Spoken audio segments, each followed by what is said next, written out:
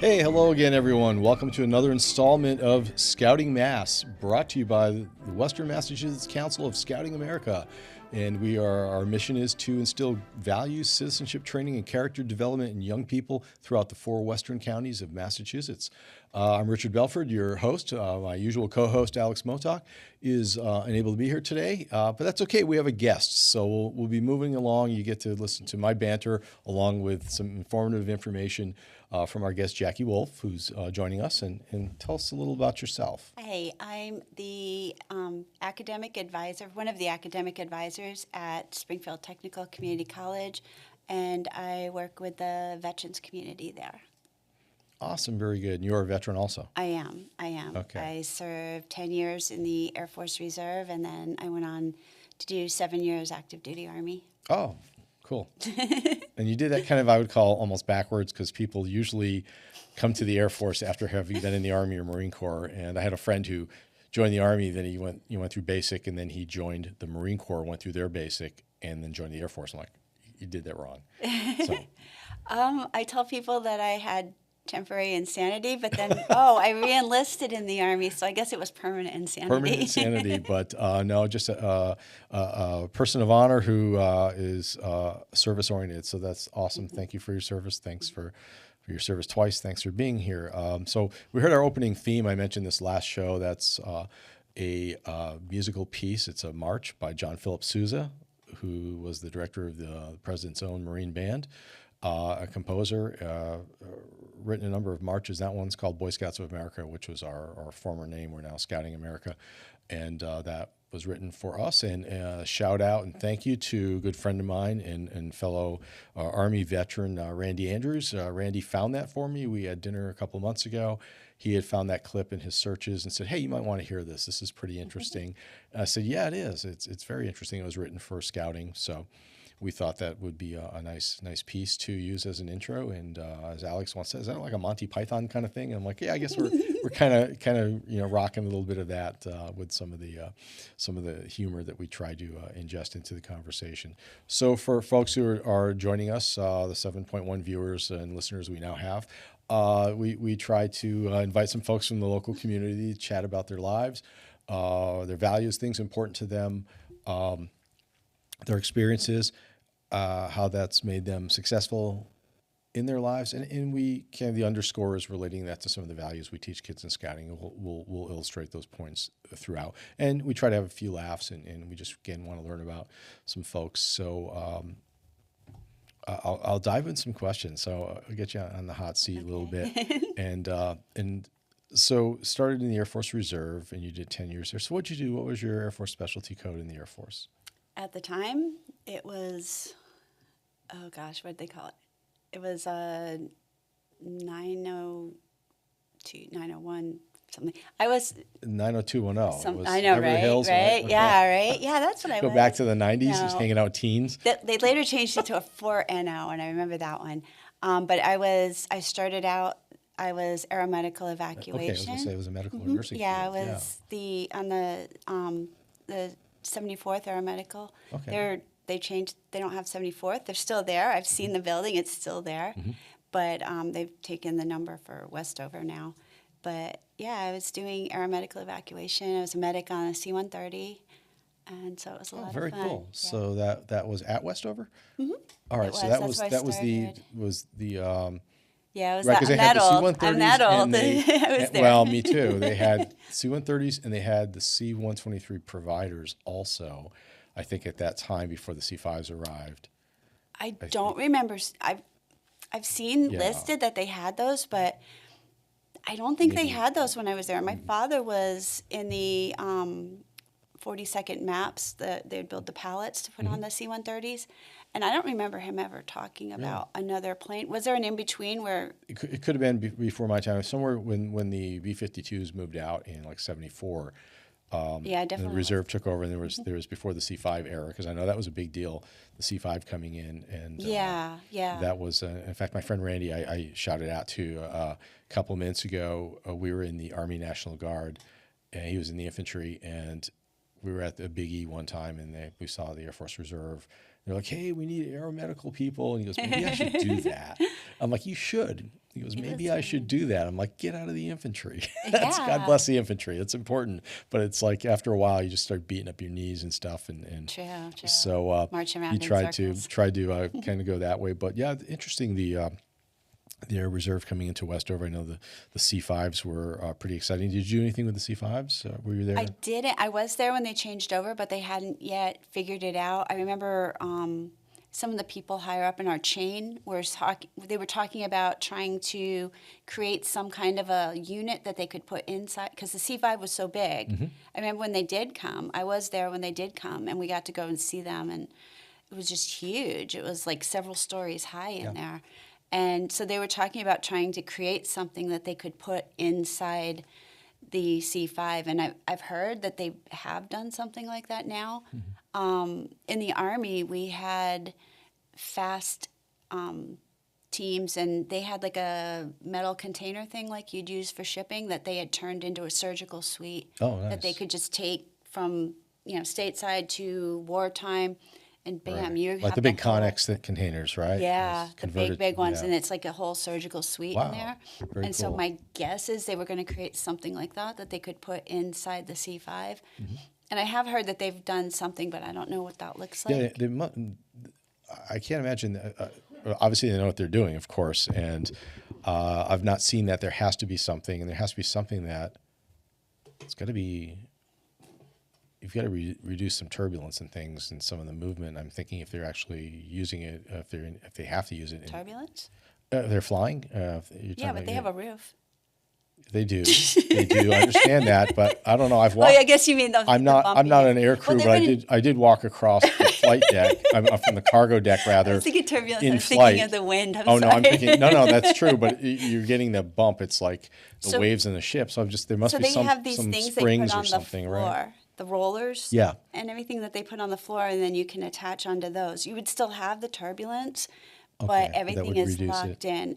Yeah. See, that's important to know. I imagine it would be just as secure, because inside the C-130, like that was a lot of fun with all the hearing protection. Have you ever flown inside a C-130? I've flown once, and that was an incentive flight about 5 years ago, and I got to be up in the troop compartment, and then they grabbed a couple of us to go down the ladder to the cargo deck, walk You didn't across spend that all in the flight. time in the cargo. It was not all the time. We walked across that in air, and that was, I may as well have been on the pitching and rolling deck of a ship, and then up the ladder to the flight deck, up there for about 15, 20 minutes, back down, walking.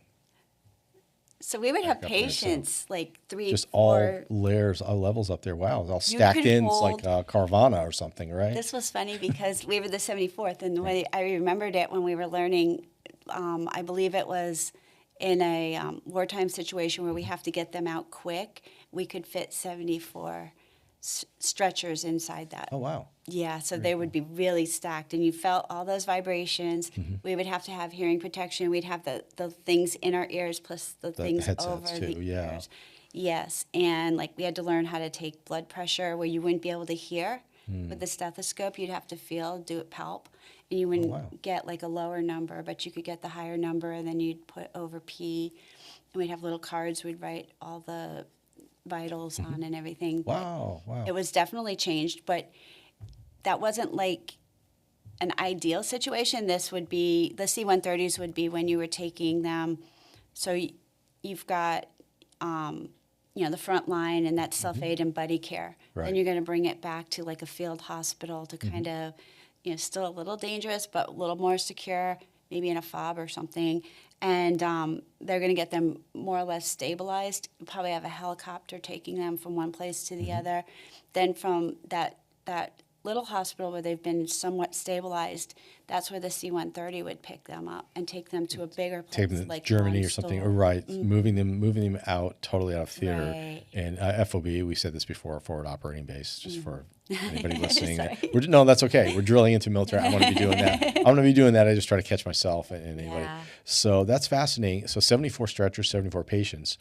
What would be the complement for the medical staff? Could you tell us about that? Compliment. How many Who would be in there? Yeah, how many like docs, nurses, and No technicians? docs. No docs. Doctors don't do that. That's dangerous. Okay. Don't do See, that. there you go. This is good to know. This is good to No, know. we wouldn't have any doctors. There'd be flight nurses and flight medics. I never actually operated with that many. I never deployed with them, but that was the ultimate we could have. So depending on how many patients you were expecting, maybe one flight nurse and 4 or 5 medics, something like that, depending on how many patients you were going to have. And you basically make sure they're all secure. You're going to check vitals periodically. They had to be stable enough to fly. And as you could tell when you were down in that cargo area, it's not exactly pressurized or anything fun like that. So they had to be stable enough to be able to handle altitude and that sort of thing. Wow. Very, very important. You don't see that. I'm not in your profession, so of course that's interesting to me to learn. I'm sure other people will find it interesting. And you watch TV shows, it's just like, quick, get everybody up here, let's go. and everything is always like just theatrics. It's exciting, it's action, and we get that. You're not going to get into all the, I don't want to use the phrase boring. It's not boring. It's just kind of the administrative or the logistical processes that are important steps, but they're not glamorous or exciting. Right. So they drop all that stuff and they just get right to the punch. Like, hey, we're going to get, oh no, we're losing pressure. Let's go quick. We have to land. And they make it all exciting. So cool for you. That's awesome. So serving a country in the military and in a helping profession, that's great. And 10 years of that, and you're like, hey, I'm tired of helping people. I'm going to join you. No, well, what led you to the Army? Was there a break in service? I'd moved around. I wish I'd spent all that time doing aeromedical evacuation, but I'd moved to a different state and they didn't have aeromedical evacuation in that state, so I was just a regular medic. I had originally been trained for aeromedical evacuation. You go to the Air Force's school to learn how to be a medic. You learn all the basics.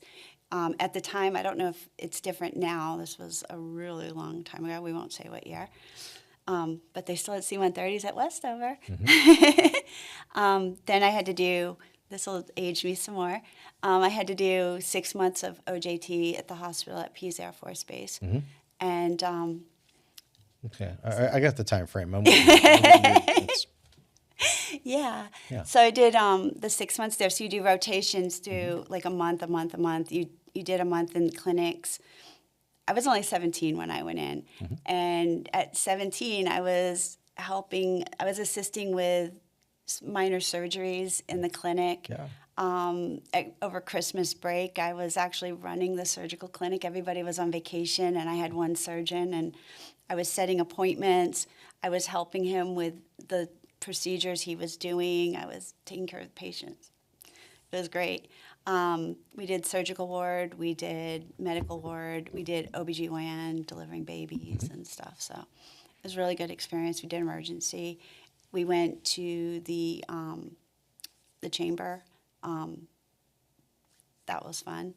So for the flying status part of it. Okay. And not fun. I freaked out. I'm really claustrophobic. It's fun looking back at it, right? I had to get a second date to go in. Yeah. I freaked out clawing at my face the first time. That's like the one we see in the old movie Officer and a Gentleman, right? It is. It definitely is. Everyone's just It's trying to be all just cool like about that. it, but that's Hollywood. But that was probably, I think, some of the depictions of that, even though it's Hollywood, some of the types of things, not being an aviator, but just general military, seem to be fairly close for some of the. That stuff was very accurate. Yeah, it seemed to be close to what folks have to go through. So. It was actually kind of scary. Like you think, when I was freaking out clawing, before you can get put to that altitude inside the chamber, you have to do something like, I think it was 20 minutes or 30 minutes of pressure breathing to flush the nitrogen out of your system, because, the body, there's 21% oxygen and then there's nitrogen and other stuff that you're breathing in. And nitrogen is what gives you the bends with altitude and diving and that sort of thing. They have to flush that out of your system before they take you to the altitude. And you have to wear, like the mask you see them wearing, like in Top Gun. You're wearing that type of a mask. They have the helmet on too. It looks just like the Top Gun setup. And it's forcing air in, so it's very difficult to breathe because it's a lot of pressure. Like, It's like stick your head out a car window when you're a kid, right? With the wind blowing on you, it's constantly coming in, right? You're not getting a chance to. So if anybody who uses CPAP, it was stronger Yeah, than that's- CPAP. Yeah, got it. I'm with you on trying CPAP. to Yeah. trying to breathe against it, and I freaked out. I had all this stuff stuck on my face. I'm like, I can't breathe. I can't breathe. That's a normal, I think, a normal reaction. Taking you back to the gas or protective mask, Oh, which I we did the same thing with that too. we all had to do that. We had to do that in the gas chamber in basic training. In my time in the Army, probably yours as well. You'd be out in the field doing something, and some knucklehead would throw off a canister, and now you're like, oh my god, you get gas, and you put on the mask, clear that thing in 9 seconds. And 9 seconds was interesting when I first did that back in the day. We didn't have the hood. It was just the mask. Thank goodness Put your for helmet that. back on. Then they're like, it's 9 seconds. I'm like, you got a hood added to it. Oh my You're adding stuff to it, and you keep the time limit the same. But you put that on, and I found with exercises and everything, I would put that on. I'd start hyperventilating for about 5 or 10 minutes. And eventually you just kind of like have a mask on. I can breathe through it. It's okay. It's just that human nature, like face is covered. I can't breathe. Especially if it's hot outside Yeah. too. Then it was really. Well, it's always hot. June or something when they're And those doing it, things right? smelled so bad. Definitely. It's always just like old tires. And then they changed. Yeah, it did. And then they changed the design, and then it's like, wait a minute, no, it's. I can't keep track of this. It's like, this is Yeah. crazy. The same thing for like 40 years. And they're like, oh, let's change it to this. Oh my God, that was a riot. I just think of one of my last times having to wear that. Hot summer, no air conditioning in the building. We're running fans. We're dying. We've got our chem suits on. Exercise ended Charcoal like everywhere. around 11, right? And we're in the back room at the end of the building. And normally we weren't part of the squadron whose building we were in. We were just like vagrants or tenants in there, right? Yeah. So they usually come by. What was funny was we were at the end of the building. Nobody brought us into anything except they're like, hey guys, we're having a cookout tomorrow, and it's like $20 a person if you want to kick in and get steaks and stuff. I'm like, oh, okay, yeah. They'd be right on it for fundraisers and stuff. Yeah. But we're in there dying, like, oh my God. Oh, we're sitting there like, you'll get this. You're wearing, we weren't wearing the chem suits. We had the masks and the hoods, but we had our just BDU blouses. So we're just like fanning ourselves by unbuttoning and opening, trying to keep some airflow going. And one of us just says, we're going to check on this. And everyone's outside having like a cookout. I'm like, oh, this I did like an hour ago. forgot Didn't anybody about tell? it. Yeah, they always forget us, except when they needed to collect money for something. Yeah. It's like crazy. So, wow. So basically flight medic, field medic. What'd you do in the Army? How'd you end up? Was there a break? Did you have a gap, time off? Or you said you travel a lot? No, you just no you just gap. said, I'm going regular Army. No. No? All right. If you want to Okay. tell this I sounds will. like a No, good it's story. funny. It but is okay. funny. So I was Doesn't involve a judge, does it? no. Okay, I'm just didn't want to embarrass you if it were the case. So. No, Okay. that would make a fun story. No, I was going to community college, and little fun fact: a lot of people might not know. I forget the name of the law. I want to say it's May law, but I could be wrong. There's a law that says that if your school is accepting Title IV funds, which is financial aid, Pell Grant, student loans, all that good stuff, then I think it's once a year that a recruiting area can come and request the list of all those students that are in the school. Right. And then the recruiters use those to call students to try to recruit them. And so I was in community college, and a recruiter called me, and I was like, I'm already in the military. And he's like, oh, that's weird. I got your name off a list of high school seniors getting ready to graduate. And this is me like almost 10 years into my military service. I've got 3 kids, like I am definitely not near graduation of high school. Yeah. And, so I was like, all right, let's play. Oh no. So I actually wanted to go active duty in the Air Force, though, but I hadn't seen an opportunity. This is around the time when they had been downsizing, shortly after all the BRAC, with they'd Base Realignment Commission, I think. Yep. They'd been shutting down bases. They decided that, Oh, there's trouble here. oh gosh, Neva. Oh my gosh. And she'll see this when she watches the show. Like, oh, She will, geez, like, oh. good timing. Yeah. She's always got, yeah. She's like, here I am. She's that friend, like Yes. in all those sitcoms. That's a mutual like, friend of ours. And pokes her head in the door. mutual friend of ours. I've known her from working up at camp this past summer, and Jackie's known her for a few years. And she helped me find Jackie as a guest today. So she's just checking in, I guess, see how the show's going. But she'll have to wait and see like everybody else. Yes. So we're back to you playing games as a recruiter now. You're like we do with telemarketers now. Right. So we had like high numbers of people serving in the military since Vietnam, and the administration at that time said, this isn't sustainable. Why do we have all these people? There's nothing on the horizon that's a threat right now. We've made peace with Russia, whatever. There's no more nuclear, Cold War's over, all that good stuff. So let's cut back how many troops we keep in our military. And so at this point, I was still lucky, I guess, that I was still serving in the reserves. But they weren't looking for anybody to go active duty at that point. So I'm like, well, maybe if the Army wanted me, maybe then, the Air Force will take me. And so I started talking to the recruiters, and I'm like, I don't know, what do you got to offer? Sell me on this stuff. Tell me, what do you got?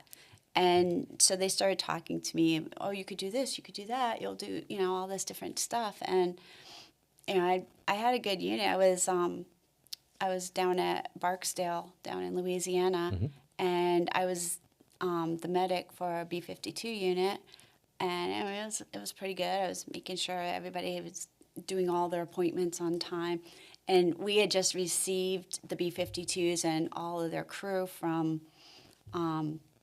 base in Texas that had just closed. Was it Carswell? The one up in Carswell was up by Dallas, Fort Worth. Yeah, Carswell. that I one. went to a reserve base. Yeah. We had received all of them over at Barksdale, and so I wasn't looking to go anywhere. I would want to be active duty, but that was it. And so they started talking all this stuff, and it started getting closer and closer. I took it to the Air Force, and they're like, have fun in the Army. Bye. We'll sign all your stuff so you can go. Yeah, enjoy. And that's basically what happened. I was stuck in an E5 slot. I was in the Air Force, you were stuck, right? That's pretty much everyone's pay grade E5. It's the most enlisted positions kind of stop there. There was another medic actually assigned to that unit that I met one time ever. She never came. She was living in another state, and she was there's another thing that they do in the reserves where I forget the acronym for that one, but you can be attached to one unit, but you can actually just go wherever with some other unit, a local military hospital, and do some time and have them sign the paperwork. Yeah, she was here this many hours. You get paid, you get your points, but you're not actually serving with your unit. Right. And that's what she was doing. But she was holding that slot that would get E6. And I was in a slot that can only go as far as E5. And it's like, and it's frustrating. 'Cause that's like, and for folks who haven't been in the military, for the enlisted folks in the enlisted group, that is essentially halfway up the career ladder. You can move up. It's harder to get up higher, but that's my friend Randy says the best rank. It's halfway up, halfway down. You give orders, you take orders. But if you're planning on sticking around for a career, a lot of people are ambitious and say, I want to just, I can offer more, I can do more, and want to move ahead. And there are frustrations because it's not always up to you if you want to advance. Sometimes there are things that get in the way. I'm sorry. No, you're fine. It was super frustrating because I was the first medic in that unit. Well, she and I got picked up at the same time, and she had like a month more time in service than I did, and that's how she got the better slot. But I created the entire program. I had to start from scratch, creating all their mobility records. I had another person that was under me that helped me create. This is like, 1992, 1993 I was doing this. We were actually creating some kind of a computer program to track them. It was, of course, on a disk or something back then. It wasn't like floppy, good internet. the big floppy disk. Yeah. People are like, what's that? A cup holder? What is that thing? But we were creating something digitally to try to keep track of everybody and making sure everything was good to go there. And I was doing all of that. Technically, she was the supervisor, but she was off traveling the world, doing special duty, and Don't you hate that? I do. It's Yeah. like she was like in Ohio or some weird place. I served like with that. somebody that we were actually.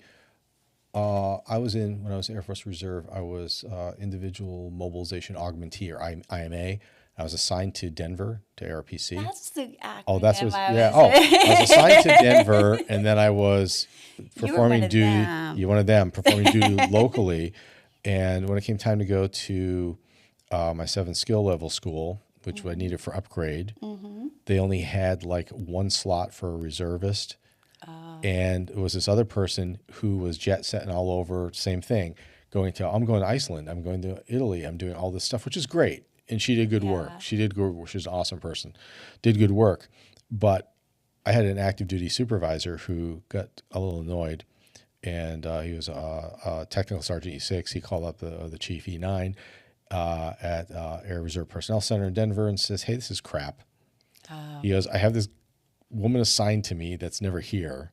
That's why I needed someone And- to do that phone call for And me. he's tech sergeant yelling at the chief, basically. He's like, and I've got this other person that's assigned here who's I can count on. He's like Yeah. here 268 days out of 365 with, special funding and special tours.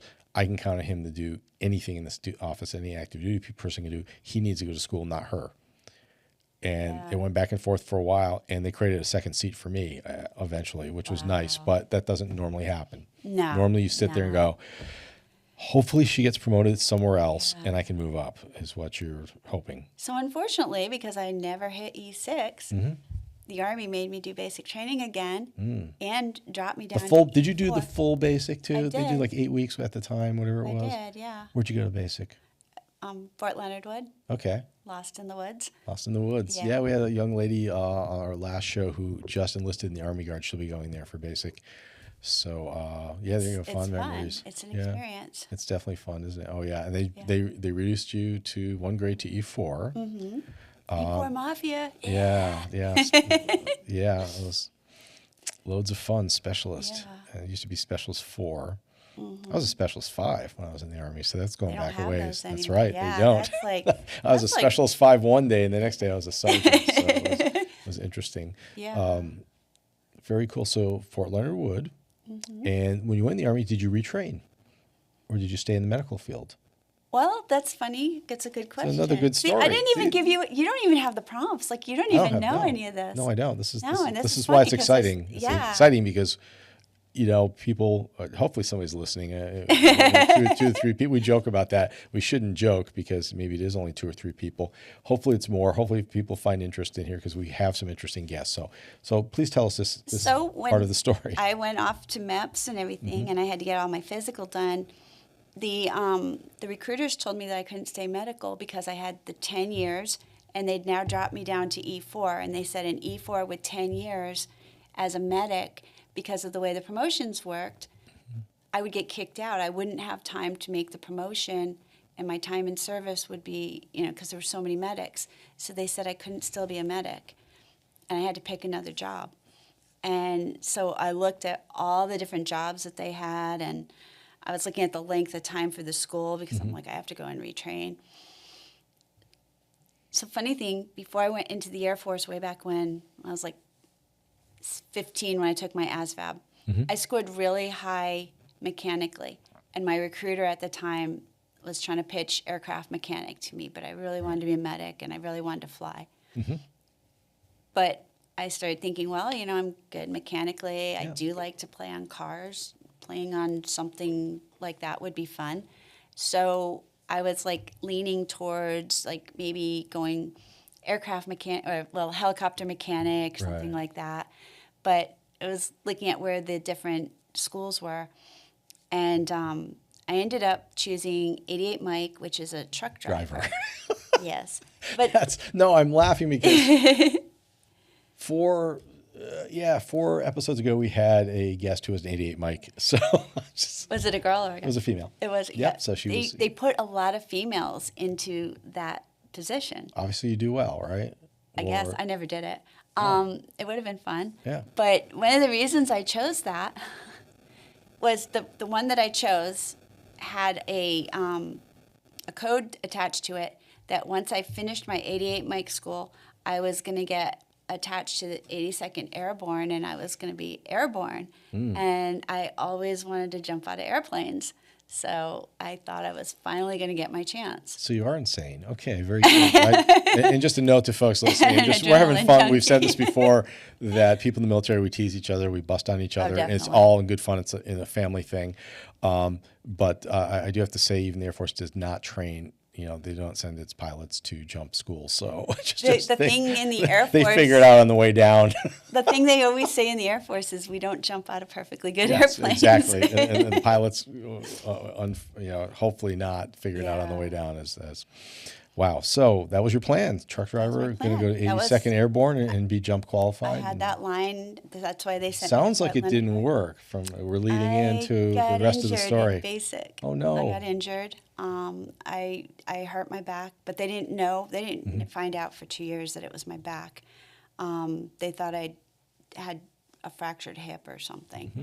So my basic, I ended up extending because I couldn't leave basic until I could pass a PT test, and I had to recuperate enough to be able to pass the PT test. So I ended up staying down there. I had rank, how big of a story do you want? How little of a Oh, story? no, do you want? whatever you want to share. Whatever you want to share. So I hurt my back, and I was in a co-ed basic, so men and women like all in the same barracks together, everything. And I mean, you did ask if I went to regular basic. I did, but I didn't. Okay. So this particular basic training unit that I was in, I don't exactly want to call us oddballs, but I don't think there were very many people in that unit, in that basic training unit, that were normal trainees. In that unit, we had what we call the split ops. Okay. Those are kids that they go to basic at 17 in between their junior and senior year of high school. And then when they graduate from high school, they go and do the second half. Yeah. They do their And I actually job did that training. in college. After high school, I did Okay. split op and did a year of college. Went back for part 2.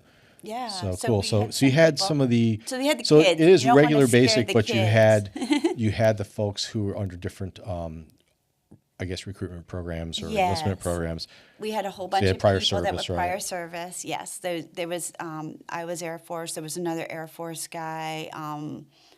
I don't know how we had one in the Marines, because usually the Marines don't have to do it again. But Might have we been had out. Might have been out a somebody- long time too. I think back in the day, if they were Maybe. out like 10 years or something, Maybe. they could have opted to go. Yeah, because you've got the I guess I'd call the pipeline people, right? That would go enlist, get shipped down from MEPS to basic. They go through basic and then rifle right on into AIT, Yeah. advanced individual training, and onto their assignments. Where you guys probably had like a lot of, again, prior service, split option or reserve or guard people. So you've got these folks that are going different places. We also had a whole bunch of people that had bachelor's degrees.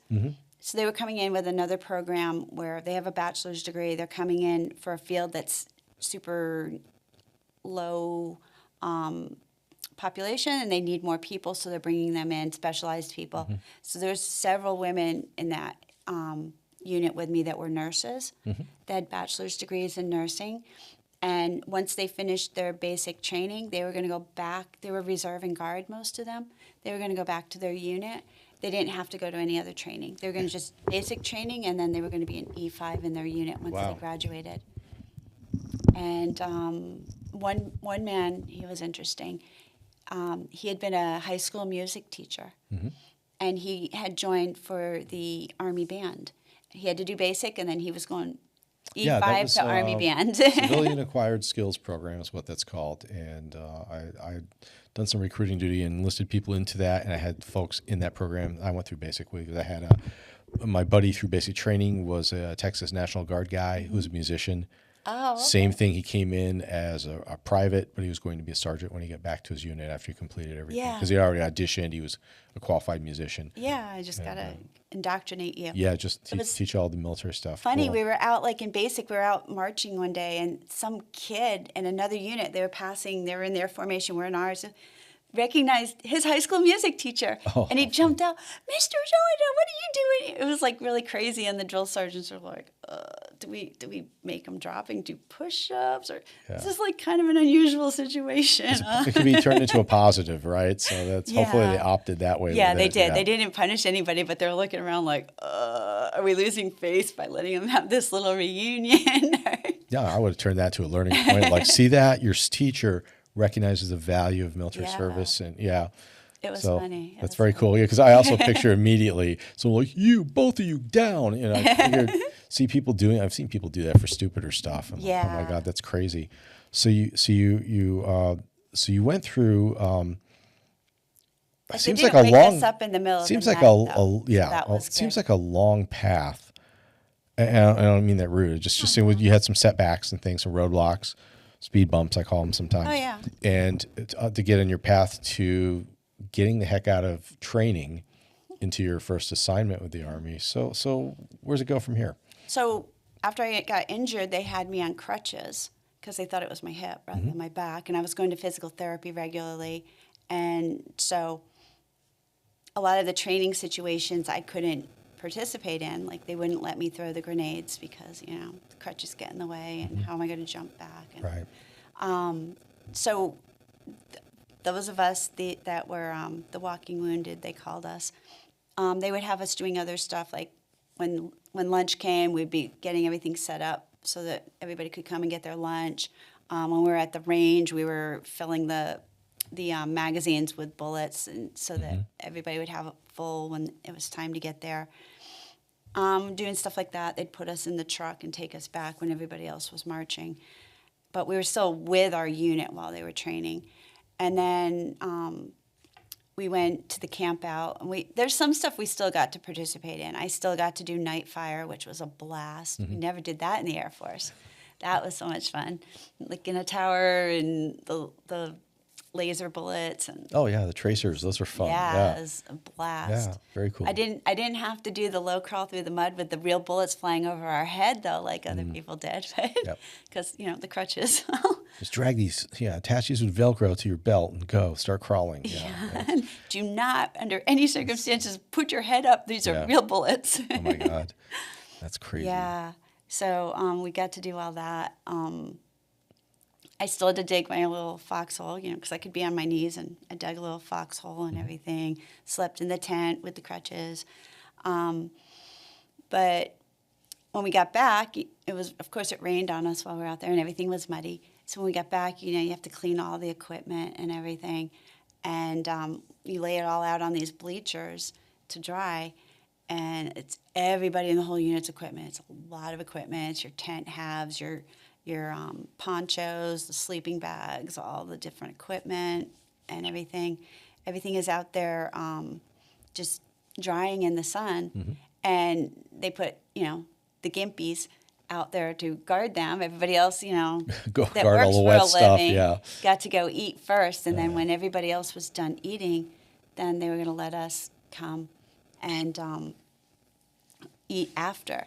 And so me and a couple of other people were out guarding the equipment, and it was like sunset, and our battalion commander was wandering around, and he came up and started talking to us, and he liked talking to people, and he noticed that I was wearing rank, and he was like, "Oh, do you have a college degree?" And I was like, "No, sir." He's like, "Oh, what's the rank from?" And I said, "I'm prior service." And, "Oh, what'd you do?" And I was a medic in the Air Force. "Oh, you're going to be a medic for us in the Army?" And I was like, "No, sir." I'm like, "What are you going to do?" "I'm going to be an 88 Mike." He was like, "What?"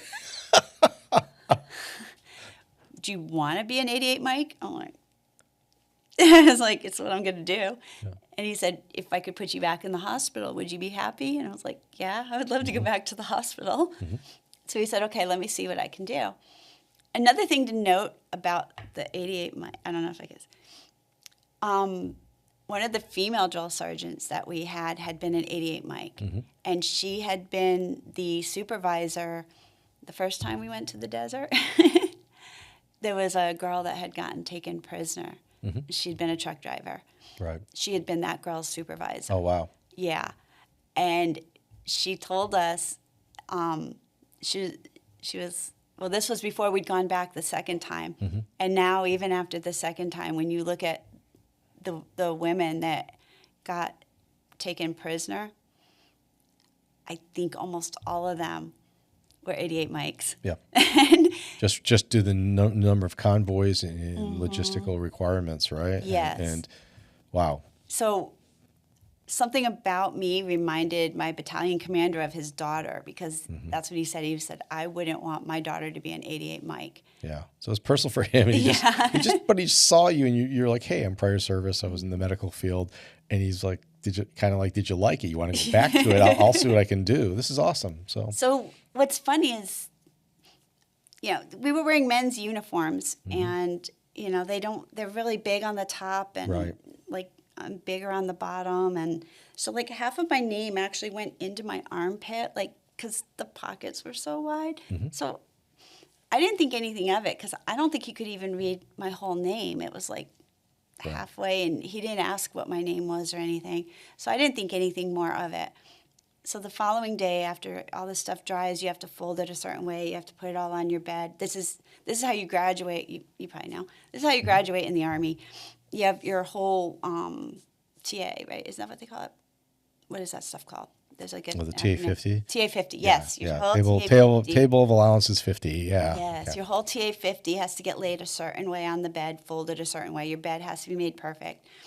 You're going to stand in your Class A's at attention in your room, and different people are going to come in and they're going to ask you any kind of question. It could be about the UCMJ and various different regulations. General orders. Yes, your general orders. Oh my gosh, your 3 general.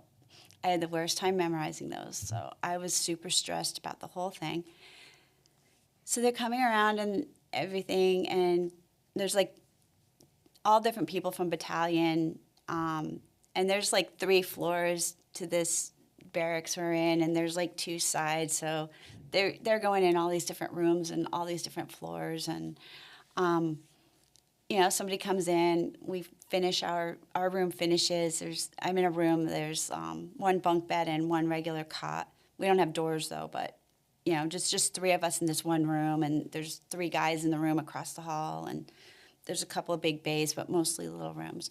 So we finish ours in my room, and our drill sergeant says, once you're done with your questions, you can start putting all your stuff away and get out of your Class A's, and we're going to, because we're going to have other stuff we're going to have to do. And so I'd taken the coat off, and I had like my little tab like kind of hanging so I could breathe a little.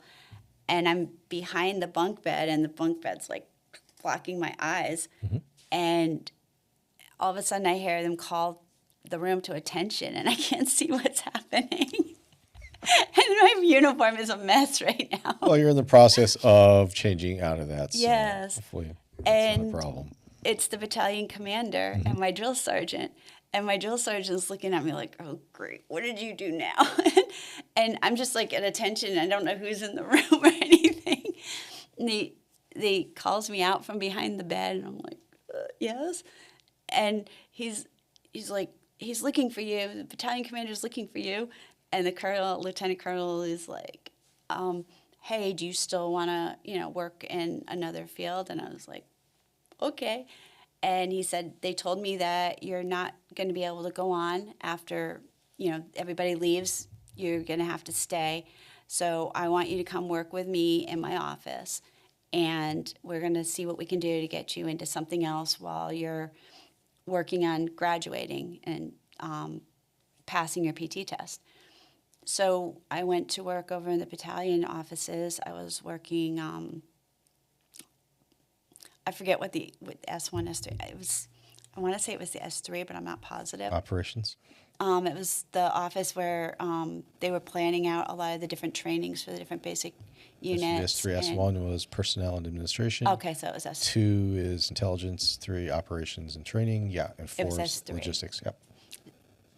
Yeah, S3. And so I was working with an E7 in there, and I was doing the training calendars for all the important people, so they would know what unit or what basic training group was at what training at any time, so they could pop in and Right, so check they know on that them. this platoon or whatever is at the rifle range. This one is at the gas Right. chamber. This one is in classroom. Exactly. Yeah, cool. I was So it's doing all those. on you. So they could. So it's your fault. Anybody who's listening, it's like, hey, I was there, and I remember them coming in looking for us and messing up our day. That's because of her.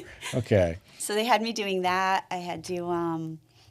They even had me going down to the dining hall and telling them we need chow at this time for this many people. Right. The field chow, they would take out to them, and I had rank. I didn't have patches. Right. But nobody noticed that. I just went down like I belong there, and Right. hey, we need this.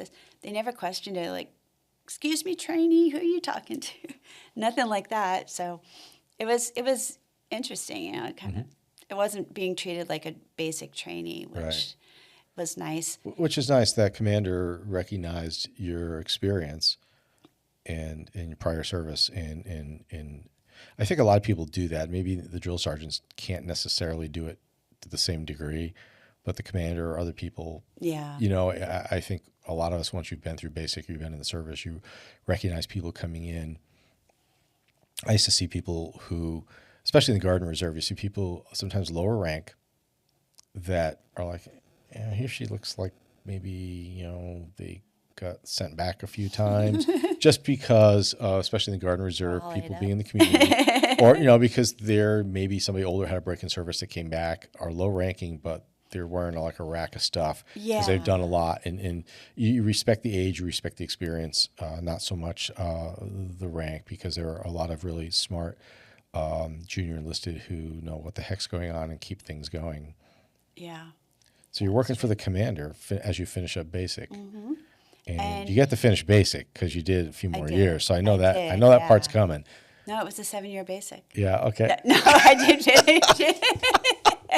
That's great. I did finish. But I'm But curious as to He and you're picked the job. He picked the job. I was for like you. going through the book, and I was looking at Yeah. all the, I could do this, I could do that. I can be like a painter. I can be like a helicopter pilot, right? You're I like was all looking- seduced by everything again. Right? Yeah, I was looking at some of the intelligence jobs Mm-hmm. and stuff. I was like, oh, that would be fun. And no, you don't have the typing skills. Like, oh, yeah, there's that. Stuff like Mm-hmm. that. So he was looking, he was like, what about respiratory therapy? I was like, oh, wow, I never thought of that one before. I'm like, well, my kids had asthma. It's medical. I'm used to that. It's yeah. medical, but it's not the same And specialty, so you can extend your time now. Yeah, he Very said, cool. I'm going to send you to respiratory therapy school. And so I was active duty Army. Mm-hmm. And for active duty Army to get into respiratory school, you were supposed to have had 5 years of active duty time already in the Army. And he got some strings pulled.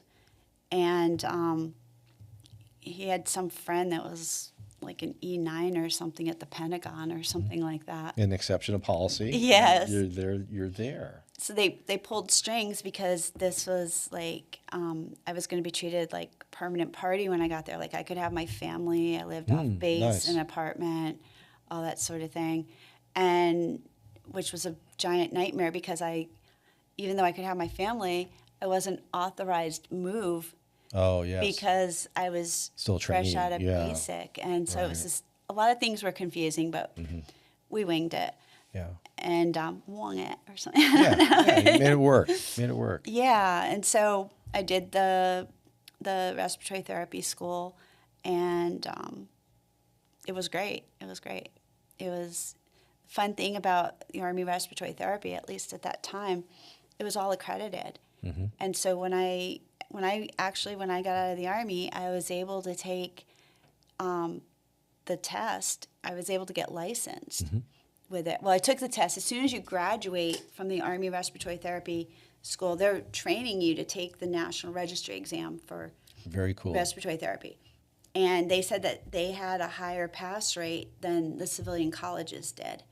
And of course, like there's a lot of factors you have to pass in the Army. And the experience we got, you will not get civilian. Like we were in a medical center working on real patients from the very beginning of our clinicals. Right. Like there were no mannequins. There was mannequins in the first 4 months of book work.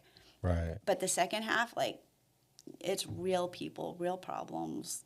Like, you always had an instructor there, but, you know, you're actually drawing the blood gases. You're not on a mannequin. Even in the classroom when we learned blood gases, there were no mannequin hands, wrists, whatever to draw on. We partnered up, and Yeah, our did very each first other, stick yeah. was on each other. Yeah, so yeah, I'm it's just having a bad different. visual. Ow! Oh, no, my turn now. Ow! Right? Yeah, Exactly. That's about how it goes. I didn't do it on purpose. Take that. Yeah. Yeah. Don't dig. Okay. Awesome. That's pretty cool. Yeah. Respiratory therapy. Awesome. Yeah. And you get the civilian credential. Uh-huh. So another one of those great opportunities for a young person to go Yeah. and get some kind of skilled trade or profession. I'm always impressed. You said when you were 17 as a medic, you're in charge, on occasion of the surgical ward or the surgical unit. And I know 17-year-olds that, Well, it's the that, clinic, the but clinic, but yeah. still Yeah. you're in charge of the clinic. You're in charge of something at 17. And that's what we're trying to do with kids in our scouting programs is give them the, the experience and the confidence where they can do this kind of thing. Frequent in the military, as you and I both know, and our military friends tuning in. Very frequent. The old joke, and it's absolutely true, is, the Navy will have an 18-year-old driving a submarine blind underwater through, it's not just like, oh, it's ocean with nothing there. There's icebergs, there's rocks, there's all kinds of, things that you can hit. And they're literally blind because there's no windshield. They're using computers. Yeah. And navigating an 18-year-old is who's running this. It's not the 40-year-old captain. Right. It's the 18-year-old sailor. He or she's moving that thing through water, halfway around the earth, which is fascinating. And it's fascinating for a 17-year-old to be in charge of a clinic for whatever time, whether it's a day or a weekend or whatnot. That's awesome. So did you do respiratory therapy after your Army time? You did like another 10 years, 7 years in the active Army. Was it 7? I did 7 years active duty Army, and first I started in a small hospital at Fort Jackson, and we only had 20 beds. We hardly had anything going on there, and but we had some interesting cases in the short period I was there, and then I re-enlisted to get out of there because. Right. Just Fort wasn't. Jackson's- Yeah, I've been there. I went to basic Yeah, there. like- Yeah. Nah, it's all right. Yeah. But I actually had the choice. I could go to Landstuhl, Germany. I could go to Tripler, which is in Hawaii. Right. Or I could go to Brooke Army Medical Center in San Antonio, Texas. And that's where my training had been. And so I go home to the family. I'm like, I can't decide, Germany or Hawaii. I'm like, Everyone's this is dream. amazing. I'm going to go home and I'm going to ask the family, which one should I do? And then tomorrow I'm re-enlisting for it. Oh my gosh, it's awesome. And they're like, Germany? They don't speak English in Germany. And Right. Well, actually, a it's lot like- of people do. I know, right? Right. And then it's like, okay, what about Better than Hawaii us. then? Oh, I heard they don't really like the military much in Hawaii. I'm like, what? You went Texas? We Is that don't your like it. choice? They're like, yeah, we want to go back to Texas. Yay. You're I killing shouldn't have me. listened. I shouldn't have even You given should've them a went- choice. you I just should- should have yeah. pulled something out of a hat. That's the old, the old dream sheets you have, right? It's like Yeah. you select after graduation, select your top 3 the locations top 2 locations And that you will not get sent. that you will not get sent to, right? Because people always put like Hawaii, Germany, England, stuff like that, Yeah. right? I had somebody when I went to AIT for legal and paralegal, and one of the guys, so I know where I was going. I was like a National Guard guy. I'm going right home. This guy was regular Army, and he gets Hawaii. People are like, how did you get Hawaii? And I mean, like, this career field is everywhere, you and can go anywhere. and why are they sending you right out the gate to Hawaii? He goes, well, I had to list 3 choices, right? And they're like, yeah. He goes, so for my first choice, I put Hawaii. For my second choice, I put some state that I knew they didn't have an Army base. I put Hawaii again for my third. And people are like, you're a genius. He wasn't like the smartest guy either, but he was really like streetwise there. Yeah, he's streetwise there. He knew how people reason and rationalize things. Oh my gosh. So you went back to Texas. Yeah. Wow. Yeah. It was a good experience. The hospital was amazing. It was level 1 trauma center, and we've established I'm an adrenaline junkie. Yep. So yeah, it was good. It was really good. Met some great people there, some good experiences, and yeah, did my time there. I got out, moved around a little bit, while I was in there, I mostly worked night shift. I'm a night person by nature. One time I had to go, they sent me up to a patient's room. Nurses didn't know what to do.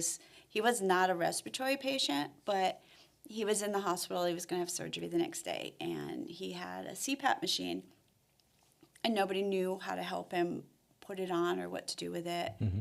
And I didn't know either, honestly, but we had similar equipment. We had a thing called a BiPAP machine that we would use, which I guess has got very popular over COVID. It's essentially like an external ventilator you strap to your face. But they were like, go see if you can figure it out and help this man. So I had the gentleman explain to me all about it and what he was doing, and then I helped get the mask on. And before that, I asked him, like, what was the process? How did you find out you needed this, and how does it work, kind of thing? Because we had this very, very brief mention of a few different kinds of modalities that we may possibly see in the future, but it wasn't anything we were ever going to be working with in an Army hospital, so we didn't go deep into it. And I think CPAP was like, sleep medicine wasn't quite that big yet. Everybody wasn't getting diagnosed yet with sleep It's pretty much apnea. seems like everybody. Yeah, there was like a big push once it Yeah. opened up, and like everybody was. So, this was a retired gentleman. At this hospital, we took retirees. We even had civilians because we were level 1 trauma. So, if they came in as a trauma patient, we would You could treat. follow them. Yeah. So he was a retiree. So I learned a lot, and it was almost time for me to get out. And I started thinking, maybe I want to see if I can learn how to do sleep medicine. I think that'd be really interesting to take this on like that. So I got out. I had disability, the back injury. I had like 30% disability when I got out, and VA disability. So I was looking at Voc Rehab, and they told me to find a school. This is before there was really good searching on the internet. It was like 2002 I got out. So I was like trying to find schools. I couldn't really find any. There's one in like upstate New York. I ended up moving to Pittsburgh, and I didn't really know how to search for the schools. Right. Because it turns out there was one right in Pittsburgh, and I didn't even know.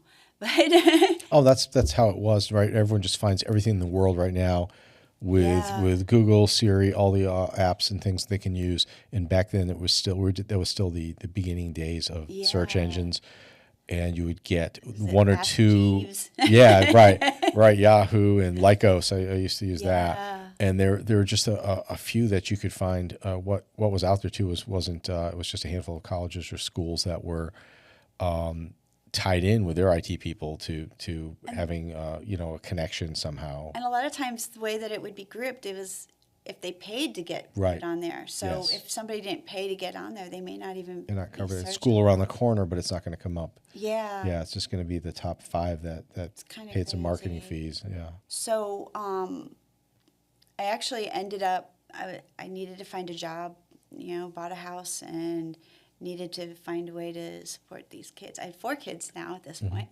And so there was actually a job listing in the newspaper that one of the local hospitals was looking for respiratory therapists to do on-the-job training into sleep medicine in their sleep clinic. Oh, great. And you would start out at one pay grade while you were learning, and you do a little rotations in the respiratory department to make sure you're staying up on your respiratory skills. But you would work in their sleep lab, and then once you got to a certain level of experience, you were going to get a pay raise and a nice pay jump too. It was pretty good sized. And so I ended up doing that and starting all of my training just on the job, learning sleep Very cool. medicine.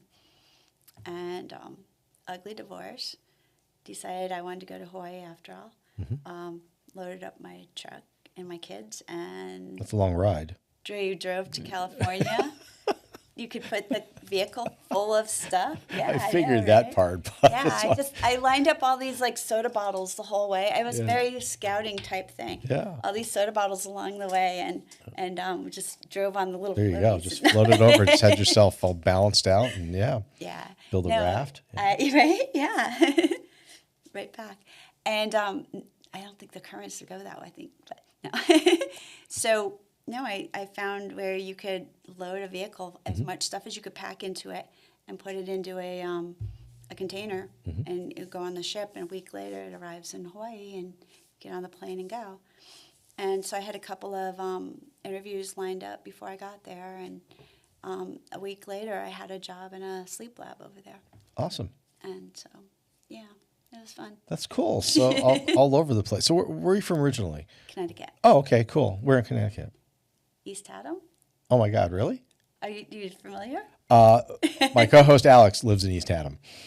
So No he's the way. guy who couldn't make it here today. So I guess that's cool. So we have the East Haddam person We probably here. So everybody knows everybody. in East Haddam. he's not from there originally. So Okay. so he's down Bet there we now. know So people, though. you probably know people. You probably know people. So that's pretty wild. So from Connecticut into the Air Force at Westover, down to Barksdale, Louisiana. Oh, that was a favorite place. And, then to and visit. some other places, and then Yeah, it moving was through Missouri to Yeah. Texas to It's like New Pittsburgh. Hampshire to England. Oh, to Peas, right, Florida yep. to Louisiana.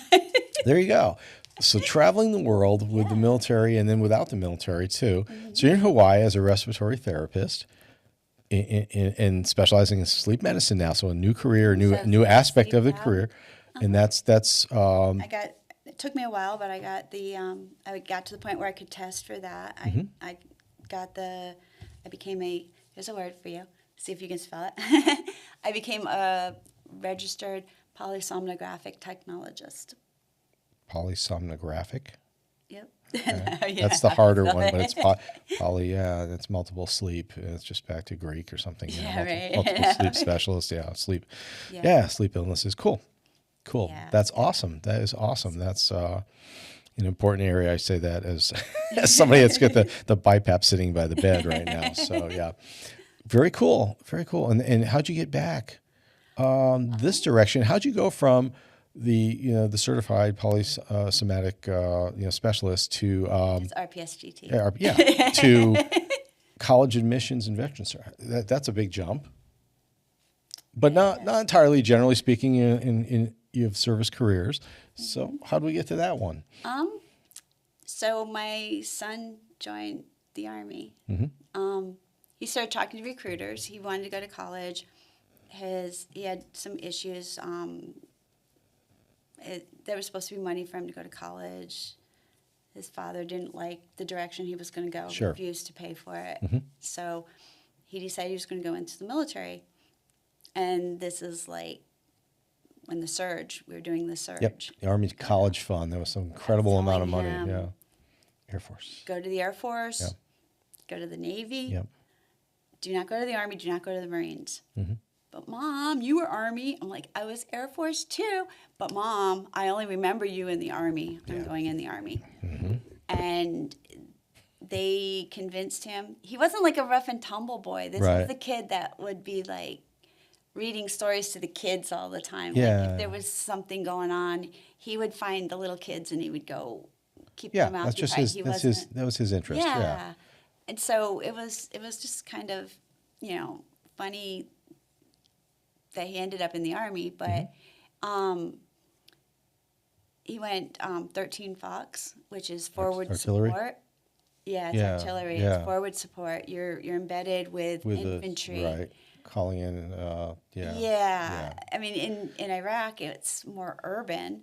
So you're calling in basically numbers. They didn't call in airstrikes. But like if Right. you go back like Vietnam era, you're essentially calling in You're calling in stuff to bomb land top on of yourself. Right. That was Yeah. you see that in movies a lot. Yeah. So Yeah, this one's a little different really in just with scary. technology and changes in operations and things. Yeah. But still, it's not like a sheltered position. So I was like, he's why'd smart. you pick that one? Right? Because this is not the kid you'd see doing that, but he just wanted to do something different. I think they needed people in that field. That was the a great recruiter bonus. told him, "You're not going to be on the front lines. No. No, you're going to be like it's going to be like playing video games. You're going to be in a Oh, tent somewhere on a computer. yeah, you gotta love those guys, And huh? I was like, that's not the job. That is a job. That's not that job. No. I was like, No, Mom, you don't know. You don't know. You're hospital. You don't know about this. I'm like, Neither does the recruiter. yes, I do. I know what forward support means. Yeah, that's crazy. Wow. I know what forward means. Forward Yeah, means that's you're all you on need the to know. front Yeah, line. forward, reverse. Reverse is always a good gear to be Yeah. in. Oh my gosh. So he joined, and Mm-hmm. it was like he didn't even get to come home after basic. Yeah. It was just he got in there right after they'd passed the law that they didn't have to have a minimum time before they would get deployed. Right. That law got broken down. Right, but I remember that was a bone of contention with a lot of folks, parents, political leaders, families, soldiers, service members, because it was just like boom, boom. Yeah. That happened to my niece, gone. One of my Yeah. nieces, like right away. I'm like, this kid is not even. No, I mean you wouldn't even see a reserve unit at the time go like that. They'd have train up time, and they were just Yeah. grabbing like you're qualified, go. Yeah. Yeah. So he basically finished his training and got sent over, and they were attaching him with a unit he hadn't even met. He got stationed up at Fort Lewis in Washington, Tacoma, and the unit that they attached him to had already gone. So he got there to empty barracks or whatever. Yeah, crazy.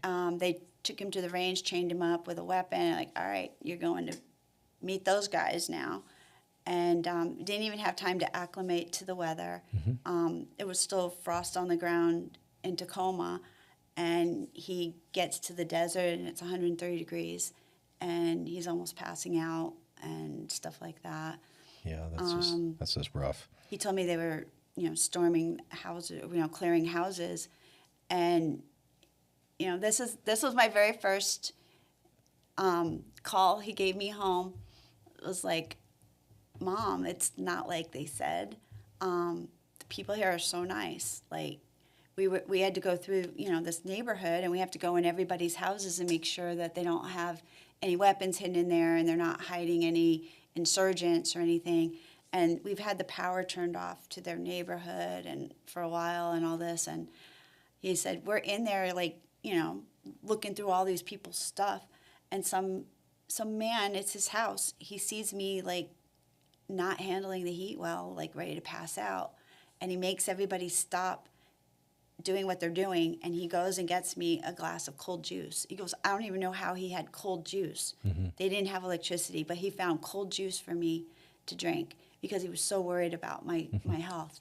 And he was like, these people are so nice. And I was like, wow. There's Like, generally good people everywhere. Yeah. And we forget that sometimes, and we tend to dehumanize folks that we don't understand. yeah. Yeah. Yeah. So he actually, he had really good experiences, and there was bad experiences too, but he got to spend some time, which, that's my boy, with the people, because that's how I am. I'm like, I would go meet people Right. wherever I go, talk to strangers, and he was making friends with the people in the town and where he was at in Iraq, and playing with the kids. He's got pictures of he's out kicking a ball around with the Nice. kids and everything, and hanging out, telling them stories and stuff. Very cool. Yeah, it was. And so he did his enlistment, and he got out, said, that's it, done. Yeah, he did 2 tours in Iraq. And said, that's enough, I'm finished, did my It was time. hard. I mean, Yep. he saw some stuff. Sure. Luckily nobody in his unit got hit. That's good news. Yeah, but he's not the same person. But everything was good. He was part of the last combat convoy that came out of Iraq, and so that was a harrowing experience as a mom, waiting for all that to finish. But so back to the original. Yeah. We won't talk about all the scary sad stuff. Sure. Back to college. yeah. Back to school. So I freaked out that, my son was going during the surge, the worst time at all, possible in Iraq at that time. And I'm thinking he's following my lead. He's following in my footsteps. And what did I show him? Like, my GI Bill is ready to expire and I've never gone back to school. And that was my whole reason for enlisting to begin with. And I had 2 semesters in community college before the Army grabbed me.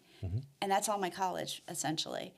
And I mean, I had a great job, a really great job in respiratory therapy, thanks to the Army, but I never went back and got my degree with my GI Bill. So I started going back to school. And at the time, I was still going to be respiratory, sleep medicine, great job, good job security, good pay. I was just going to get any degree just to get my degree. So I was like, oh, when I was a little kid, I wanted to be an anthropologist. I'm going to go for anthropology. Awesome. Which is the study of humanity and cultures. Is that correct? Yeah. It is. As opposed to sociology, which is study of society, societal group, It's because it's almost related. the same thing. They just It's want to related. label everybody. And then, of They're course, so if you judgy. and then you just then you can like do a subset, which is archaeology, right? Which is like that was Indiana also Jones. a- People are all hot to trot after those movies. Like, this is what I want to do: Yeah. find treasure. Yeah, right. Yeah, no, Good it luck doesn't with really that. work that way. No, I Yeah. doubt that. But tell us about that Yeah. journey.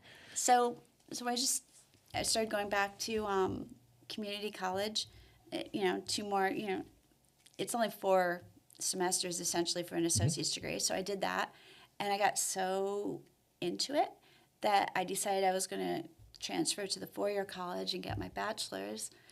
And so I kept going. And when I went to the 4-year college, this is when the post 9/11 GI Bill started rolling out.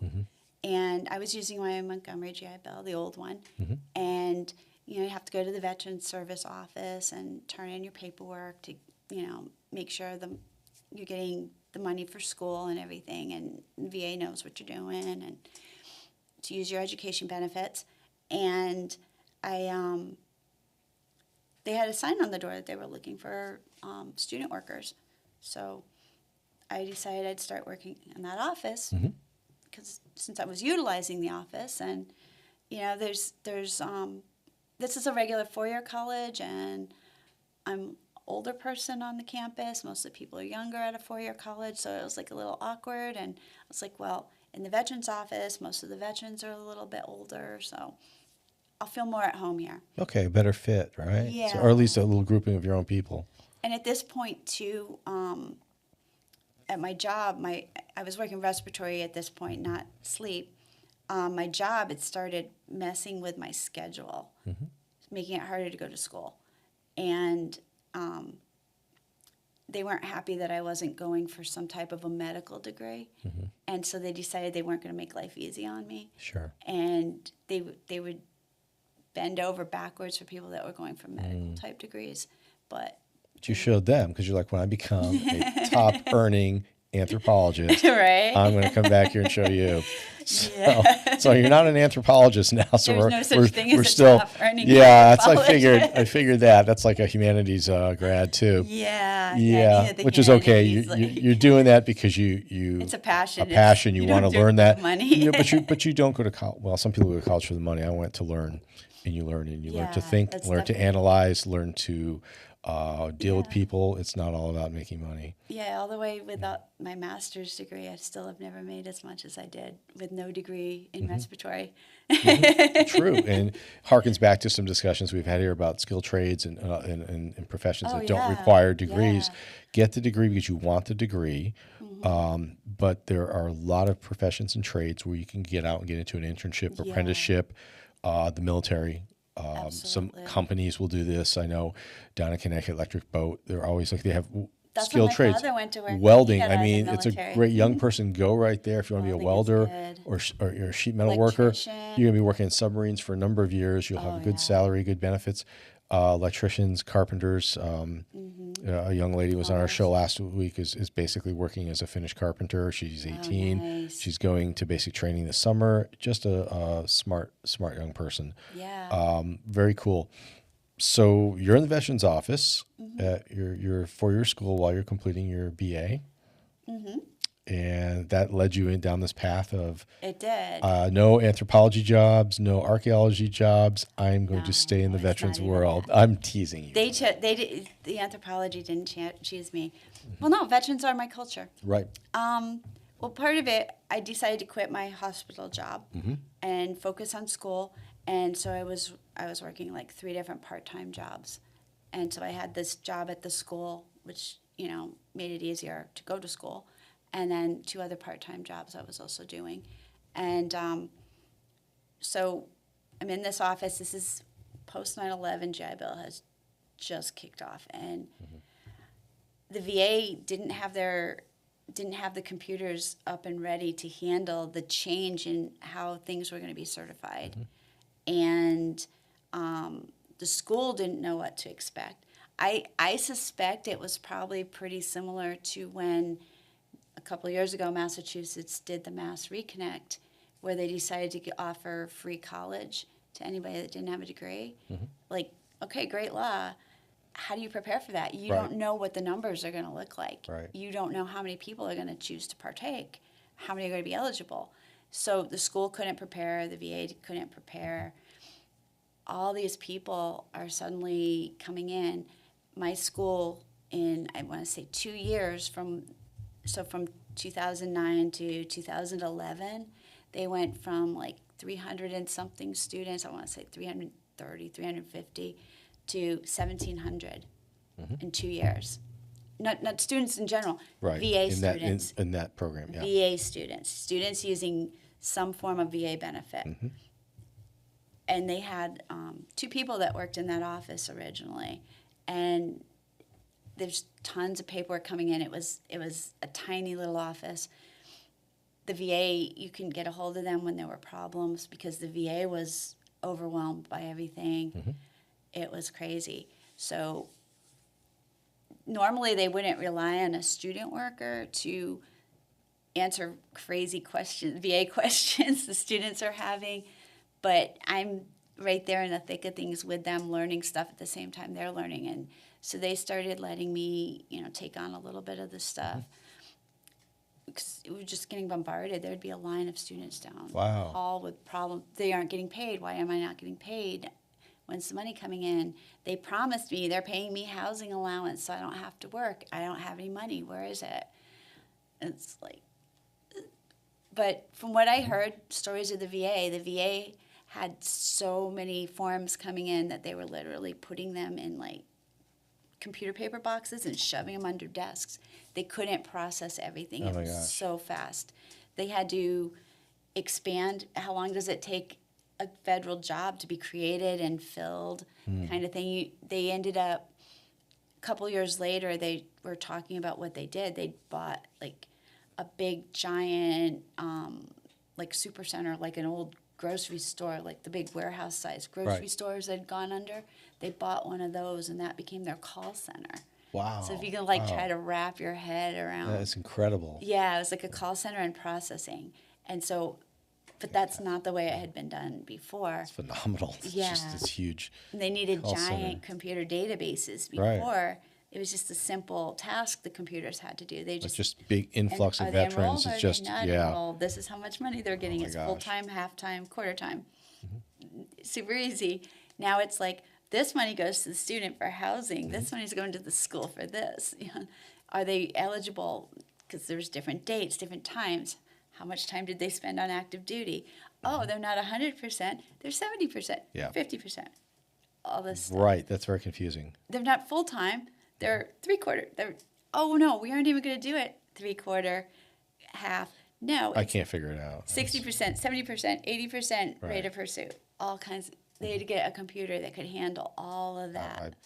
That's amazing. It's incredible. I can't figure it out. I'm fairly smart about stuff like that, and that drives me nuts. So, bachelor's in anthropology, found your way back into the veterans world, military world, by helping fellow vets do this. You have a master's, right? What's that in? That is in higher education. Oh, very cool. Administration. Okay. Because I wanted to know how the school worked. Right. I felt like every school that I worked at, they were sequestering the veterans office along with the veterans. It was almost like, go babysit them. And then when you had an issue and you needed to bring it up with the school, because you're a go-between, you're an advocate for your veterans, you'd have to go talk to the school, and they were like, yeah, go away. Yeah. You don't know how this works. And it's like, I kind of do, because I kind of have to go through this catalog every year and send it. I kind of know your catalog backwards and forwards. Right. I know all the regulations. I have to, like, it's a thing. So I got really frustrated by that wall that seemed to keep coming up. And so I decided that if I had the master's in higher ed administration, I would know how all the different factions of the university would work. So then I would know, why are they giving me this answer, and how should I reframe this so that they'll hear me and I can do a better job for my veterans. And very cool. Yeah. And that kind of brings us, a short version, to where you are today at Springfield Technical Community College of Stick, helping vets, helping folks, students make sense of the labyrinth. Is that a good word? Labyrinth is a great word. A combination of just need institutions, David Bowie. state, and federal rules. Yeah. So David Bowie brings us to a segue. So that's quite an extensive background. That's awesome, very impressive, Jackie.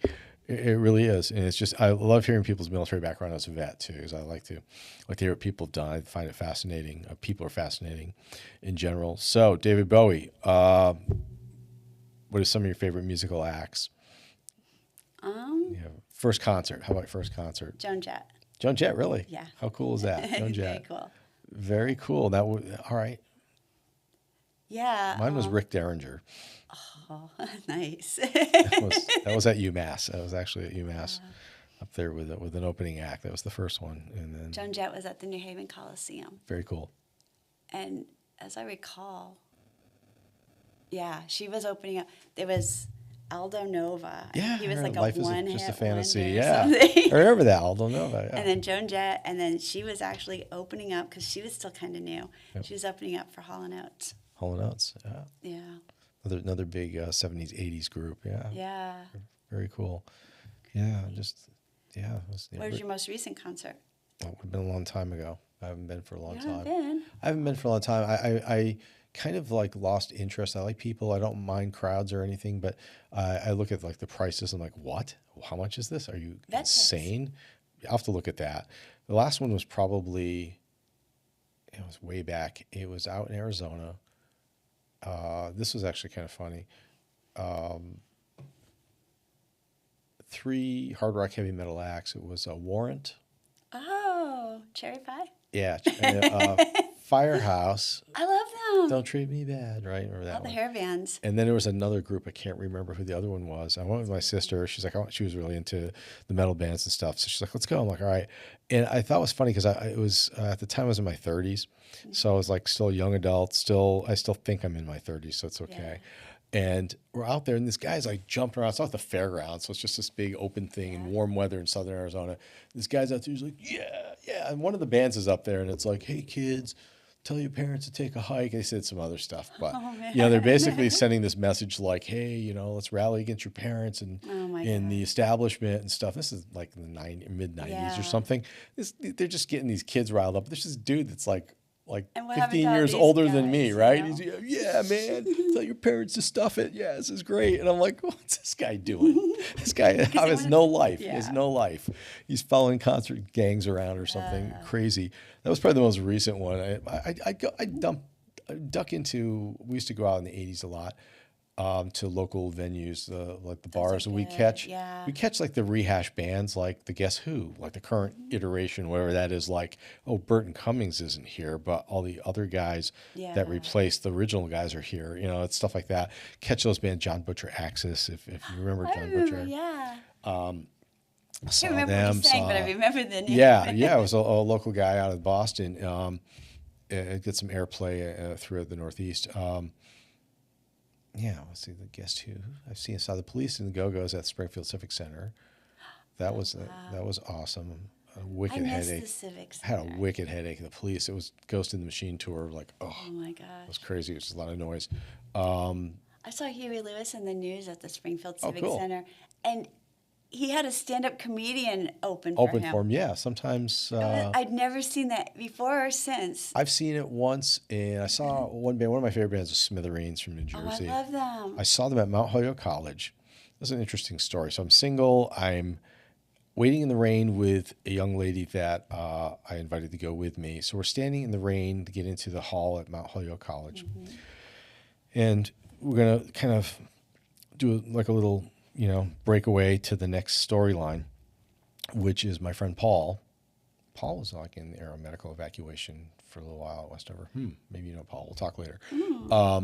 So Paul lives in Chicopee, and he's hanging out on Burnett Road at like the Ramada Inn or something in the bar.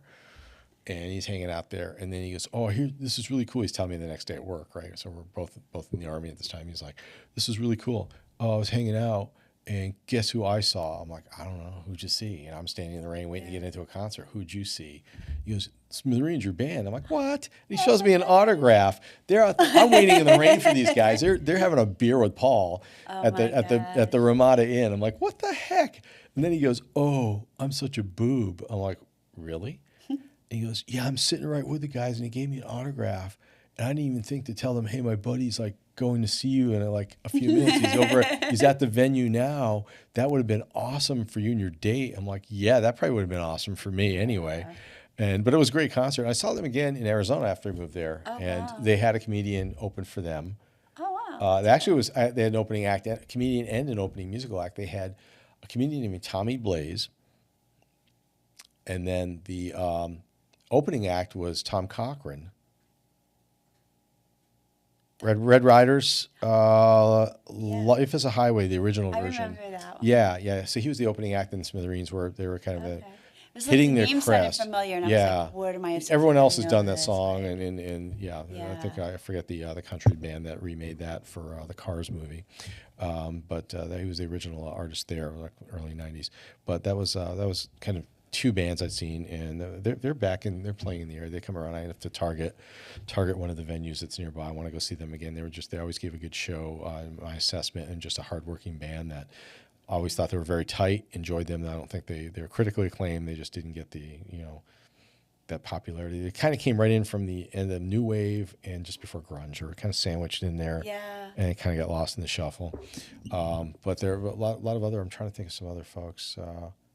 Springfield Civic Center. Oh, this was terrible. This is a triple play. This is an old band. This was a couple old bands. It was the Outlaws,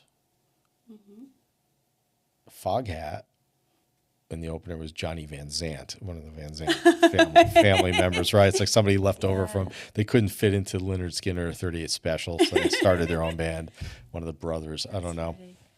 But that was like a general admission $10 I know. for 3 name acts. Teenagers $10 you used to be able to go to can't buy a hot dog concerts. for $10 at a concert. It's No. crazy.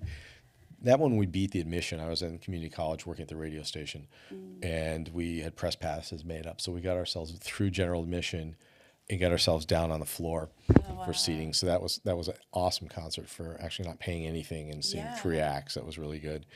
So those are some favorite artists, some great concerts. Favorite sports? Do you have a favorite sports teams? Or do you not care? That's okay. I'm a big Red Sox fan. Okay. Yeah. And that's interesting coming from Connecticut, because we both know Connecticut is kind of like this imaginary line that separates Yankees and Red Sox fans, Yeah. it seems. Which side of the Connecticut River is East Haddam on? Yeah, there you go. Do you there know? you go. Have you been down? I've do not you been know down where there, it is? Okay. no. But Yeah, it's on the Boston side of the Yeah. Connecticut River. but it's very very interesting. And it's not even that, because somebody had asked that once at an inspection. We had some inspectors from out of state. They're like, "Oh, is this Red Sox or Yankees territory?" And that's like a loaded question. And someone's like, "Well, it really depends." And kind of like the one of my favorites. So I'm not a big football fan. Patriots and Giants. And I've seen those people, younger people, are like, "Oh my God, how could you not like the Patriots?" And some folks my age are Giants fans. Giants were the New England team right after Washington left, or the Redskins at the time left Boston for Washington. Boring trivia. I love all these like history, genealogy stuff. So they left in like 1932 for Washington. Boston had no team. New York Giants filled that void as the the home team. Up until even in the 70s, they were playing in New Haven at the Yale Bowl for a couple seasons. and they would go like gas stations you drive through and get all the premium things for filling Yeah. up. They give you free stuff. I have this little like some kind of, I don't know, glass or something that's I forgot like a about Giants. That. They were actually pump handing. the gas for you too. They do that. They pump it and they go, here's your free glass for coming. It's Yeah. like the Giants glass that's laying around somewhere in the house.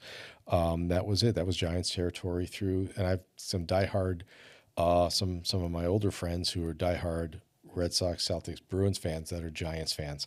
And that's why Yes. that was the home team until were- the Patriots. The Patriots are a little bit polarizing, I think. Yeah, I think they are. I think they're a lot polarizing because they There's a lot of people that I like Celtics and Bruins too. Yeah. I've never. Patriots would come in, the right? They came in, they were like the new AFL arrogant. upstart team. It's like- Then, well, you know what? They have become arrogant. I won't say the name of the player I met, but there was, but for years, and again, my buddy Randy, I mentioned him at the top of the show. He was a big Patriots fan, and he was kind of lamenting about visiting them.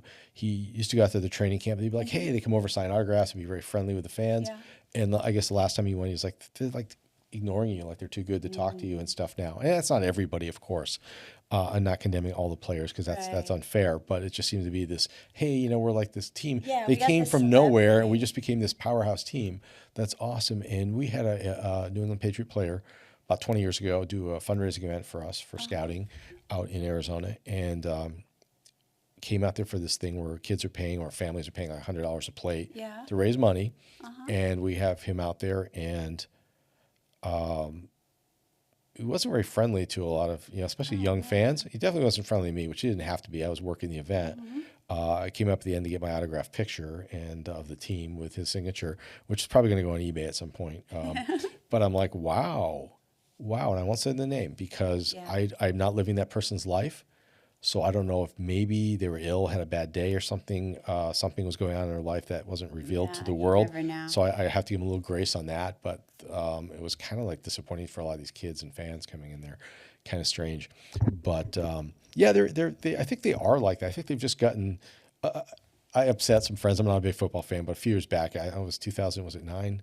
I don't know. The Giants and Patriots Super Bowl, and it was the same group of people. They're split Yeah. loyalties, and they're like, "Oh my God, I can't believe it." And they're like, "Aren't you a Patriots fan?" I'm like, "Well, usually, but the Giants deserved it." And they're like, "What?" I said, "That's what you watch. You watch a good game. You want to see something. Yeah. You want to see just some great plays and some great action and some heart and stuff." And yeah, that's kind of interesting. And I think there's some strange feelings too, because there was that a deal a few years ago when the Patriots were going to move to Hartford. They had the stadium all planned along the riverfront. yeah. I was about, I want to guess about 15 years ago or something. There was serious talks of that. They have the diagram for the mock-up and some of the drawings for the stadium along the riverfront. Pretty much where the Duncan Park is now. If you go down to Hartford, it was just that general area above the north of the city on the west side of the river.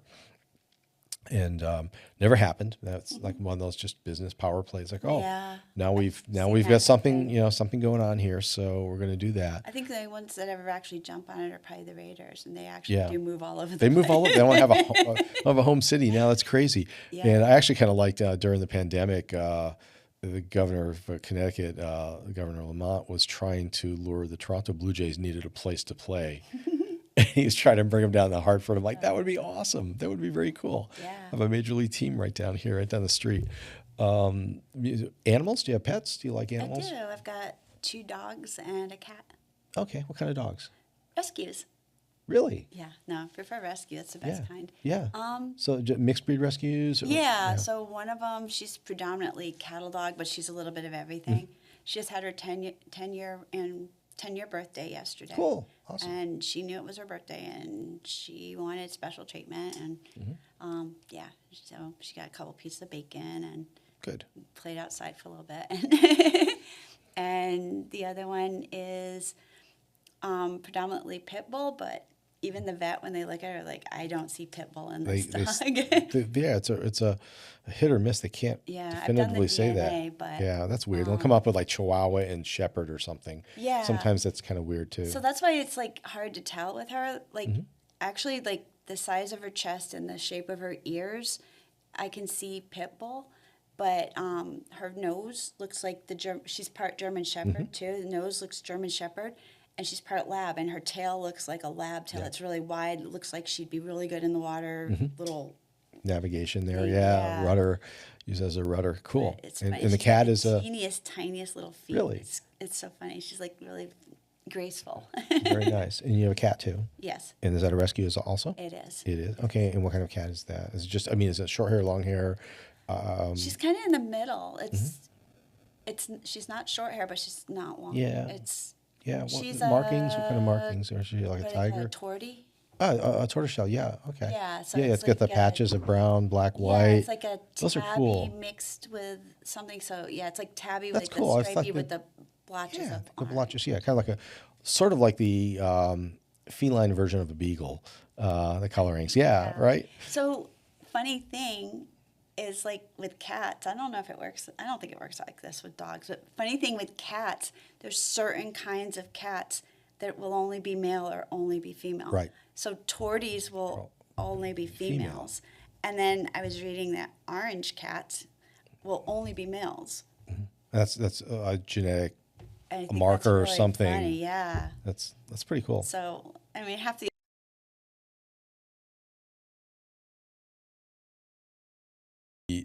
The tortoise female now. It's like, okay, let's breed, yeah. and then we can sex the kittens quickly now after birth. How does that work? Yeah. That would be like, It's hey, you got funny. 3 boys and 2 girls. This is easy. It'd be interesting. Well, what's funny too is the rescue told us They end up like a that- black and white one mixed in there or something, Yeah. right? Just like everybody else. Just DNA Yeah, passes well- and skips a couple generations sometimes. cats can be weird and like the kittens can have several different Yeah. fathers too. But Yeah. when they'd rescued her out of a hoarding situation, Mm-hmm. and they didn't know any kind of a history or anything. They just knew she came from a house with like 20 cats, Wow. and she was pregnant. And they said they had her in a laundry basket, and she literally was giving birth when they pulled in to the rescue after getting her out of Wow. the house. And she had, her litter of kittens, and they all looked different. None of them were like just like her or anything. They were like every kind of variety of kitten you could imagine. And it was really cute. I like when babies are born in the shelter and the different kinds of names they come up with them for them. So all of her kittens were named after different types of tea. Oh, funny. Very funny. Yeah, it was really cute. They all had different tea names. And my dog that had her birthday yesterday, she was born too. Her mother was rescued out of a high kill shelter in Kentucky and pregnant. And so that's how they know exactly when my dog was born. And they named all the puppies after different towns in Ireland. So I call her Kelly, but it was just short because she'd been going by Killarney. Oh, cool. That's her official name. And you have the call name and the official name. Yeah, yeah. Very cool. So they named her that, and we got so used to referring to her as Killarney in the whole adoption process that, we brought her home, Killarney, that's too long, so it just got shortened to Kelly. Very cool. Hey, we're coming up on our 2-hour mark, or close to, and it's been very informative and interesting listening to your stories and adventures and your I had life. one Boy Scout one for you. Oh, you do? Well, we got to squeeze that one in. Yeah, Okay. Boy Scout. So when I was in the Army and I was down in Texas working trauma center, we had a car accident come in. Outside San Antonio, there's some hill country and camping and whatnot, and Canyon Lake and all this sort of thing. And we got a trauma coming in. It was a drunk driver hit a tree, bad car accident, except drunks bounce, so that's good. But brought him in, and he was wrapped in this crazy plastic picnic tablecloth. Right. And we're like looking at the firemen, and the firemen usually come in, they'll have Polaroids of what the car looked like they had to cut them out of or something. Right. And so the firemen are in there with him and like giving us a report. And he's like wrapped up in a plastic picnic table that you would use for camping, tablecloth. And it was like, okay, what's the story here? And this guy's like fighting with us. He's still drunk. He's fighting. He doesn't even know he was in a car accident. Doesn't know he's wrapped in a plastic tablecloth. And he's like, yeah. So he was able to extricate himself from the car Right. after he hit the tree. And apparently this tree was pretty close to a Boy Scout camp out. And the Boy Scouts were out camping, and they heard the crash and they all went running and they found this guy and he wouldn't stay down. They're like, no, no. They start doing their emergency care that they were learning with their scoutmaster. nice. They can't get him to stay put, and they're worried about what kind of injuries because they're looking at his car wrapped around the tree, and it's pretty bad. I saw the pictures. You can't believe anybody lived through it, much less got out and was walking around like an idiot. So the Boy Scouts tackled him and wrapped him up with the plastic tablecloth to hold him still until the ambulance got there. Oh my God. That's an awesome story. And again, that's somebody helping. So that's like we're trying to, have our kids learn this. They got their badge. They didn't, yeah, I'm definitely sure they did. They got some badge for that, for sure. Definitely out there trying to help somebody. So that's what we're trying to instill in kids, right? To get out there, have some good values. You get those values. People usually get those from family, from faith practices, from the community, from school sometimes, and from institutions like Scouting. There are other organizations that are really good that teach kids things, and of course the military. As you're a young adult, that's a great place to learn some resilience and some leadership and build on your strength. And it's not just physical strength, right? It's emotional and mental strength to get through and do something and make sure you can accomplish that. And we're trying to do the same things. But again, it's been very interesting. We'll have to have you back sometime if you'd like to come back and share some other stories or adventures. Did you have a website or anything you wanted to share if anybody needs to? You have to memorize it if you don't know it. I don't know it offhand. Okay. Sorry. That's all right. I'm new at Springfield Okay, College. so they would just go to the Springfield Technical Community College website, Yeah. and there'd be something in the menu, I have hope, to the- drop you to admissions. To admissions, or yes. admissions would get you to the right department to get a hold Yeah. of you if they have questions. I'm in the academic advising office, and I Okay. work under. We have the veteran and military service Okay. section. So I'm a veteran military service advisor. There's two Mm-hmm. of us, but we're still in the same office with the academic advisors. So anybody had questions, especially a vet or Yeah, military vet, reserve guard person that's going back to Absolutely. school or looking to start. Absolutely. That's And I do you're the person advising to for talk all to. the students as Yeah, well. all the So students as I well. So any fill in. students, anybody, but especially our veteran friends. Absolutely. Very cool. Absolutely. Well, thanks for coming. Thanks for sharing your stories and background with us. I really appreciate that. And Peter, we're close to 2 hours. You can play us off, as Alex says. Thank you much.